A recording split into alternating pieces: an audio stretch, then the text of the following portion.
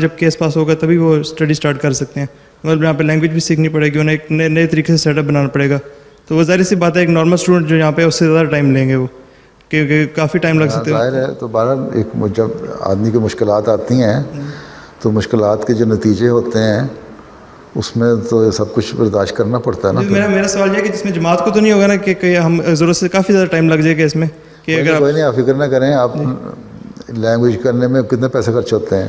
نہیں, لینگویج تو مطلب انشاءاللہ ہو جائے گی, لیکن پراپر اسٹڈی جو یونیورسٹی کی وہ ہم تبھی اسٹارٹ کر سکتے ہیں. وہاں کیا کر کے آئے تھے؟ کیس ہوگا. وہاں کیا کر کے آئے تھے؟ وہاں میری FSc کمپلیٹ ہے کالج. اچھا جی. FSc کرنے کے بعد یہاں جب آپ کو کیس پاس ہو جاتا ہے اس کے بعد یہاں دیکھیں, ایکسپلور کریں مختلف آپشنز کیا ہیں. جی جی. جو بھی آپشنز ہوں نا وہ پھر لکھ کے مجھے پوچھیں, پھر میں بتاؤں گا کہ ان آپشنز میں سے کون سی آپ کے لیے بہتر ہے, جو آپ کے لیے بھی بہتر ہو جائے اور جماعت کے لیے بھی بہتر ہو جائے. ٹھیک ہے جی. تاکہ نہ آپ کا وقت ضائع ہو نہ جماعت کا وقت ضائع ہو. ٹھیک ہے, یہی مطلب ہے نا آپ کا؟ بالکل یہی کہنا چاہتا ہوں. ٹھیک.